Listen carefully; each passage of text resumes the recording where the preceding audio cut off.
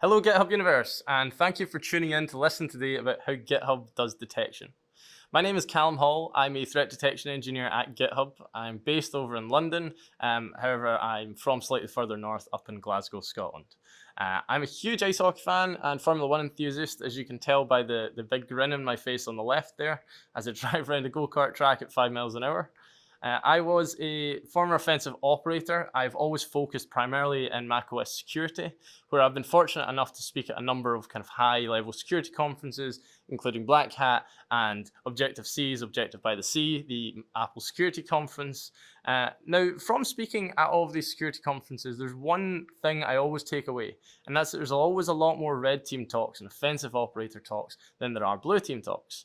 Now, this is largely for obvious reasons. By the very nature of what we do, blue teamers are always kind of holding their cards a little bit closer to their chest, and red teamers like to share their wins a little bit more. And so we believe at GitHub it's important to start talking about the blue team wins and sharing what we believe might help others in the industry improve their detection strategies. So today we're going to be talking about what my team does, our objectives, and why we're employed by GitHub. We're going to talk about our detection principles, so what we as a team kind of follow and adhere to make sure that all of the kind of team members that I work with, that we're all working towards the same goal and kind of have the same strategies in mind. We're then going to look at some of the kind of fun stuff, so practicing what we preach, so taking some of these detection principles, showing how they've worked for us, and kind of giving you some examples that perhaps you can take away and implement yourselves. And lastly, as much as I wish we are not perfect at GitHub. We've had to learn a lot of lessons along the way. Hopefully by kind of talking about these lessons today, we can show you that there are a lot of commonalities across different organizations, but whilst things might be difficult, there's always a solution and we can always kind of better our detection strategies. So starting with our objectives, this is the kind of generic slide and the kind of generic what we tell people we do. What it really comes down to is we have one job. We are there to protect GitHub, we're there to protect its employees, and when we identify threats, it's our job to eradicate those threats from our environment and ensure the GitHub platform is safe for our employees and most importantly for our users and customers. So this, just to kind of break up exactly what my team does, I'm sure most of you know how essential GitHub is to the kind of open source community. And the GitHub platform itself and the content on that platform is of utmost importance in that mission. Now, we have teams internally whose job it is to kind of monitor and ensure the security of the GitHub application itself and things like customers and those kind of different paths there. My team, it is our job to support and secure the underlying infrastructure that secures the GitHub platform. So that's things like the systems that GitHub runs on, kind of anything we use to support our products, and most importantly, our hubbers, which is what we call our internal employees themselves. So when it comes to kind of blue team work, I believe this can be split up largely into two categories. There's the proactive work, which is our kind of day-to-day what we do when everything is going well. And then there's the reactive work, where less so. The proactive stuff and my day-to-day is primarily focused around detection engineering. So that's performing research, looking at different detection opportunities within our environment, keeping up with different research across the industry and how we might be able to kind of implement those into detections and what we need to look out for in terms of kind of advancing attacks that might come our way. We then also perform a lot of threat hunting, so ensuring that our environment is kept secure, looking for anything that might have bypassed any detections, and just generally looking after the state of our environment. And lastly, we do a lot of testing. Now, we have a very impressive red team at GitHub. Some would say sometimes too impressive. They make our lives pretty tough, but that's part of the whole process of detection engineering. We have a red team there to instruct us on where we need to improve our detections, and we also have them there to kind of re-emphasize that our detections are working well, and where they're not, it allows us to go back and kind of readdress and assure that we improve our detections to the point of being able to identify malicious behaviour. Now, the reactive side of things, this tends to require a bit more coffee. The general idea is when an incident happens at GitHub, we are the first responders to identify what that activity might be, whether it truly is malicious or whether it's kind of benign behavior. Now, it makes sense. We are the detection engineers ourselves, so us being first responders allows us to have full context around detections that are being triggered. Once we've kind of finished the initial triage, we pass that on to our full-time incident responders, who are far better at running with these things and have a much better attention span than we do. But we kind of support them along the way. So where we can, we help to eradicate any threats, and we kind of assist in any way we can. And lastly, as kind of any good blue team should, we kind of like to look over incidents as they happen and see how we might be able to take new detection opportunities and cycle that back in to the proactive work we discussed earlier. Let's take an example and we can talk about how our setup looks kind of behind the scenes within our environment. So if a detection triggers in GitHub, it reaches out to our custom SOAR platform, which is our security orchestration, automation, and response platform. Now, this is something we've custom built at GitHub, as we really wanted to have kind of full extensibility as to what we did when a detection triggered in our environment. Now, having a kind of custom platform allows us to handle our detections as code. It allows us to manipulate kind of detections in the data that they send to us. It allows us to perform further enrichment. And mainly, it just allows us in the future, if we want to do any kind of automated response or really anything we want with this data, we have that flexibility. So once we've hit our custom SOAR platform, we then create an issue within one of our GitHub repositories. The issue looks something like that on the right there. Unfortunately, I've taken out all the juicy details. But the general idea is you can see what has happened. You can see that an IAM user has been created. You can see that it was myself, Cal Hall, that's created it. And then some very basic details about myself there as well. Now, once that issue is created, it triggers a GitHub action. Now that GitHub action we use for enrichment, and what it does is it reaches back out to that custom SOAR platform. Now you're probably wondering why we do this in two separate actions. This is largely from a timing perspective. So we want to create our alerts as quickly as possible to get an analyst's eyes on it, and then we can enrich it further. So once that alert has been initially created, we can then add in comments to the original alert, like you can see here on the right, which provides more information. And it really makes the whole process as efficient as possible. We don't have to worry about enrichment taking too long or anything along those lines. We can really work in a kind of fastest and more efficient pipeline. So moving on to detection principles. Now, I mentioned at GitHub we have detection principles within our team, and they kind of keep us all aligned in terms of how we implement detections, what those detections look like, and just the kind of general behaviors that our team follows during your day-to-day work. So the first principle is automate all the things, something very dear to most engineers' hearts, I'd imagine. Your organizations hire incredibly intelligent people so that you can make the most of their time. You don't want them spending their time and their effort on kind of mundane tasks that can be repeated. And so we like to follow the kind of, if something can be automated, make sure it's automated. Saves us time, and as we'll see a little bit further on, can be a lot better for users as well. Now, next is focusing on detecting behavior, not IOCs, or indicators of compromise.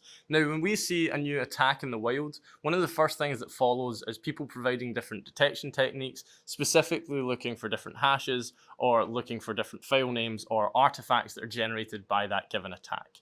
Now, whilst that can be incredibly useful for kind of immediate response, it kind of throws things off in the long term. You can't really rely on artifacts because they're very easy to evade from an attacker's perspective. So what we push at GitHub is very much look at the attacks and detections that people are suggesting and look at how we can identify the behavior that is generating those artifacts in the first place rather than the file names or the hashes themselves. Next, we have always detect the never events. So never events within the medical community are known as events that should never happen if proper guidelines and safety controls are always followed. Now, this translates pretty nicely over to tech. We know within our environments things that should and things that shouldn't happen. So at which point, if something should never happen due to legitimate behavior, we should always have a detection in place to identify its occurrence. We then have progress, not perfection. Now, this is one very dear to my heart. We always strive to have 100% fidelity when we're creating detections and to have things that only trigger when there's 100% true positive rate. The reality is not many of us work within environments anymore where that is reasonable and that is something that we can expect. And as such, we need to learn how to detect things within noisy environments, as we're going to discuss later on in this talk. And lastly is the crown jewel defense. Now, the crown jewel defense is nothing new within security. We've all seen it talked about lots. The general idea is to take a threat model and work backwards. So knowing your key assets, how do you detect attacks against those? Making sure you have the right detection points in place and making sure that you have the right security controls for preventing attackers from being able to reach those crown jewels. So let's get into the interesting stuff. Let's talk about automating all of the things and kind of practicing what we preach. So going back to the alert that we talked about at the start, where I've created an IAM user. Now at GitHub, we kind of push our hubbers away from creating IAM users manually within AWS. Now we provide alternative solutions for users to kind of get this pragmatic access or programmatic access. And so this theoretically is a never event. This is theoretically something that should never happen. Now, the reality is that isn't how it works in the real world. We have lots of different people joining GitHub, and a lot of those people have worked in AWS environments before, where creating IAM users was part of their day-to-day work. And so we found this was quite a noisy alert and was fairly low fidelity, but yet was something we wanted to address on each occurrence. So let's walk about how this looks traditionally and how this detection triggering and how it would normally be handled. So you have myself as the little octocat up in the left there. I'm going to go ahead and create an IAM user, which as we've seen, triggers a detection. Now, once that detection is triggered, it is then going to alert an analyst whose first move is likely going to be to reach out to the hubber and say, can you just confirm this behavior was yourself? Why are you doing this? This shouldn't be your kind of go-to way of achieving these results. And they have that conversation, and based on the results, the analyst can determine they need to investigate further because something seems a little off, or they can close the alert, which we see happens 9 times out of 10. Now, the inefficient part of that whole process is the communication between the analyst and the hubber. Now, not only is GitHub a global company, and so we all work in different time zones, so this can take quite a bit of time, there's also going to be some burnout from the analyst side if this is happening kind of frequently. Now, that burnout is going to directly affect that hubber, as it's a lot less likely the analyst is going to have the patience to handle an alert appropriately if this is their 10th of the day. And so there really was a kind of disparity here that we needed to fix, and we needed to find a solution as to how we can improve this process. So let's take this whole process that we had a second ago and let's introduce our distributed alerting. So instead of going straight to an analyst once the detection is triggered, once an IAM user has been created, detection triggers, let's reach out to our distributed alerting tooling. Now, our distributed alerting tooling has a bunch of predetermined instructions that it knows to action in the event of any given detection being triggered. In this case, with the create IAM user, we are going to reach out to the user and say something along the lines of what you have in front of you just now. So, hi there, we've noticed you performing activity X, and we advise against that for these list of reasons, whatever your organization doesn't like. Instead, you can follow our paved paths here, and we can kind of provide that guidance and that education for the hubber and how they can do it properly. Now, by automating this, you'd up with kind of angry and aggravated analysts reaching out to these hubbers and kind of failing to give them consistent information and consistent instructions on how to better themselves, but rather we can fix that whole process by saying, this is the way it should be done, go and follow these paved paths. Next, we can then ask the hubber to confirm, was this behavior yourself? If they say no, then obviously that's a slight security concern and something we want to look at, and we can go and alert an analyst and take it from there. Now, if they say yes, and they say this behavior was themselves, well then we're just going to get them to do a quick physical authentication check. So they're going to use their physical security key to say, yes, that was me, and this was my legitimate behavior. At which point, our distributed alerting tooling, based on a set of predetermined criteria, can determine either close the alert, we have enough information, or something's not quite right here, whether the hubber's being abusing the distributed alerting system, or there's enough events there that we maybe question it a little bit. And at which point they can go and alert an analyst, and we can fall back to traditional methods where we have a human investigate the event. Next, we're going to talk about progress, not perfection. So how do we detect anomalous behavior within an anomalous environment? Okay, so the first thing that I want to kind of push us away from here is the kind of stigma we have in the industry against anomalous behavior. Now, anomalous behavior is often seen as great for red teams and terrible for blue teams. Offensive operators love them because they are able to kind of hide the activity that they're performing. And for blue teamers, it's a lot harder to detect because there's a lot more noise within those environments. Now, whilst that is true, we also need to kind of get away from looking at it as anomalous activity is bad. The reality is, if you're working at any interesting company, you're going to be facing anomalous activity. Anomalous activity is the result of innovation. It's the result of your developers doing their job and building new things, introducing new services and technologies. And as such, we must learn to grow with that noise and find better ways of detecting these attacks and achieving the same kind of detection results, aside from just high fidelity alerting. We need to kind of advance ourselves past low noise environments and high fidelity alerts. So at GitHub, we have kind of 3 pillars and 3 strategies we like to take on with this. So we have our behavioral detections. Now, behavioral detections is nothing new within the industry. I'm sure a lot of us will have seen this before, and it has been spoken about fairly widely. The idea is being able to correlate events from a single entity across multiple different data sets and across your entire ecosystem. Now, this can be incredibly effective if you can track one user or one system across multiple different data sets and say the performed action X over here, action Y over here, and as such, the pattern of their behavior reaches such a threshold that we want to get human eyes to investigate what is going on. Now, that's incredibly effective, and we've seen this work in the past, and it's almost kind of proven at this point, as we have seen this provides the ability to kind of tune down the noise whilst identifying chains of attack rather than the specific events themselves. So the next thing that we like to implement when we're attempting to identify anomalous behavior is enrichment. Enrichment is what I believe to be one of the most important techniques to identifying this behavior. It is the process of kind of adding context to events within your environment. Now, when we talk about enrichment, at GitHub we're fortunate enough to have an incredibly smart threat intelligence team, and we're able to enrich our events and our alerts with data that they provide us. However, not everyone has that, and that is absolutely fine. We can still enrich our events and our alerts to the point in which we can kind of educate the decisions that we make. So using data sets as simple as HR data and kind of workday data. Where does that person traditionally work from? What hours do they traditionally work? What time zones do they operate within? And is that person on parental leave for the next 2 months? And should they really be kind of deploying things in production? And by being able to add all of this context into the events and alerts that we have, we are able to manually make smarter decisions and also automate out a lot of what would be false positive results. And lastly is the crown jewel defense. Now, the crown jewel defense in this situation, we kind of like to look at this as if you can't detect everything within your environment, then detect the important things. Now, we've seen in the industry that red teams and offensive operators are consistently going to develop and evolve their techniques, and blue teams are always going to be kind of chasing them and trying to keep up with ensuring we can detect the most kind of recent techniques that there are. Now, that is effectively a game of cat and mouse, and eventually, if you come down to the most sophisticated actor, you're always going to lose with keeping up with their latest techniques. However, the one advantage we have is that if we build our detections around our crown jewels and our key assets, whilst the techniques may change, the key assets and the target that those offensive operators are going to go for doesn't change. And we have the upper hand from that one perspective of ensuring that we have our detections in the right place and that we're looking for that malicious behavior against our key environment assets. So moving on to some lessons learned. Now, we have what I believe to be an incredibly efficient detection strategy here at GitHub, but it has been a long road to get there, and we've had to learn a lot of lessons along the way.